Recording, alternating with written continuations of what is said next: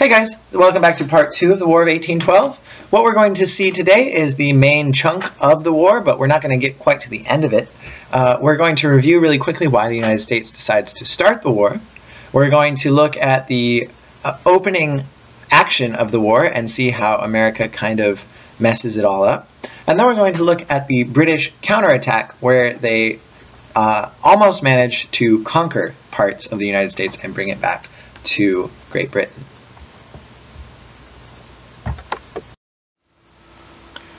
Here are your goals. Once again, I suggest that you write these questions down and try to answer them as you watch the video. Alright, so let's start with a quick review. First of all, the United States declares war on Great Britain in 1812 for 3 reasons. 1, they don't like that British people in Canada are arming unfriendly Native Americans who go down and attack the United States. 2, the British have been bullying American ships at sea and blocking U.S. trade. This is kind of a disgrace to the United States internationally and also hurts the American economy because they can't trade with other nations. And 3, Americans hope to get more land. That is, if they win the war, they hope they can conquer new territories, especially Florida in the south and parts of Canada in the north.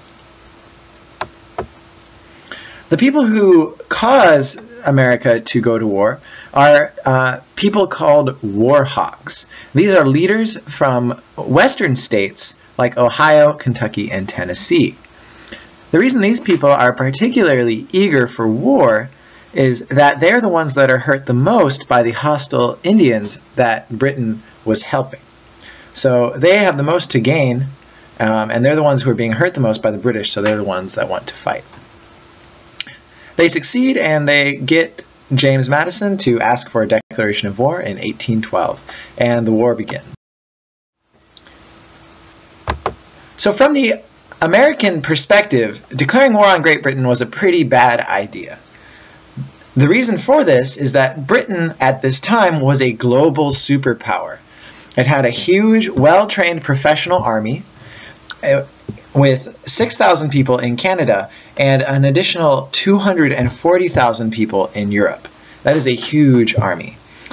Britain also had the world's most powerful navy, with more than 1,000 ships and 120,000 sailors.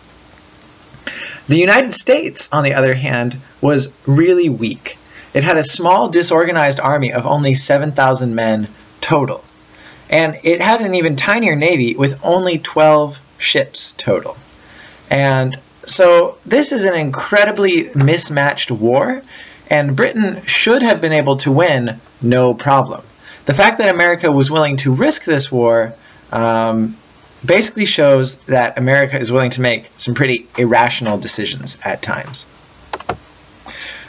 So basically, what was the U.S. thinking? How could they possibly have thought that they could win this war against the superpower Great Britain? All of the British people in Canada, they could end the war before the British people could send any additional reinforcements. So that was the idea anyway.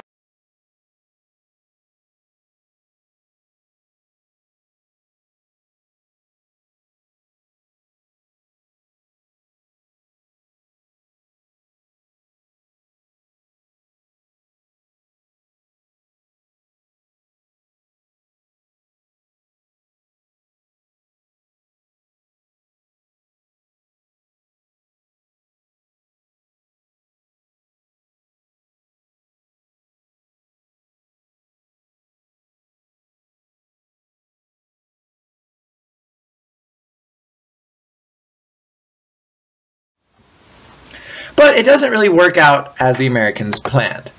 The first part of the war does not go well at all. America tries to invade Canada, but they fail. They figure that if they can invade Canada and take over this British territory, then the British won't be able to send any backup. But this doesn't work because poorly trained American troops tend to run away, even in battles that they could have won. So even though America is in a position to take Canada, their troops can't be relied upon. Also, weak leaders fail to lead troops into battle. So at crucial moments, American generals decide not to fight, and they fall back from Canada. So really, America doesn't do a very good job in this invasion. It's a pretty weak show of force. Also, Americans out west lose important battles to Native Americans. The well-armed Native Americans are able to beat American armies in the west. So really, things are not going very well for the United States, and things are about to get even worse.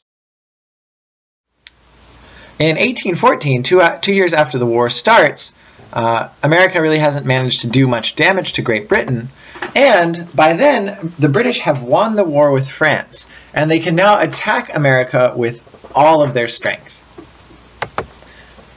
This is pretty bad news. The first thing that happens is the British use their more than 1,000 ships to set up a blockade around the United States. What this means is that British ships block all American trade. And the idea here is that by blocking all American trade, it will ruin the American economy and make America surrender. On top of this, the British send armies to invade America at 3 places. They send one at New York, where they hope to cut off the whole northeastern part of the states and maybe capture them and return them to the British Empire. 2, they invade at New Orleans in order to block all traffic on the Mississippi River, which, remember, is crucial. It's like the old highway of the center of the United States. And finally, at Washington, D.C., the British invade to try and destroy the nation's capital. The first one of these plans to go into effect was attacking Washington. And the British are able to capture Washington, D.C., and as you can see in the picture there, they actually burned down the White House in 1814. So things look pretty bad for the USA, but the war is not over yet. And we're going to talk next time about how the war ends and how the US kind of comes back from the brink of defeat to save itself. But in the meantime, we need to look at one more thing.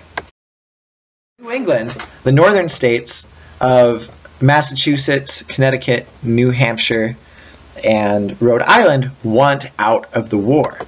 Many people in New England never wanted to fight Britain in the first place, and when it seems like the US is going to lose, they want out.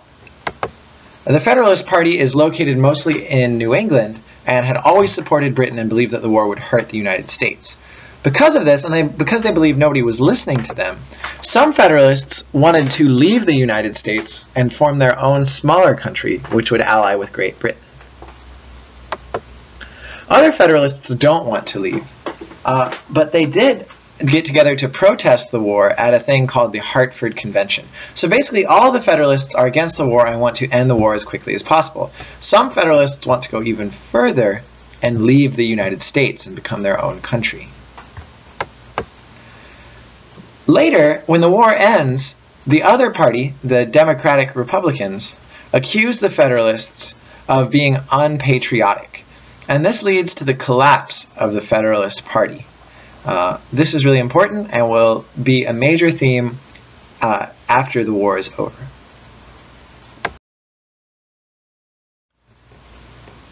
So here are your goals again. I hope that I have answered all of these questions clearly for you. If you can't answer any of them yet, I would suggest you go back to the relevant slide and check them out once again. All right, guys, that's all. See you tomorrow.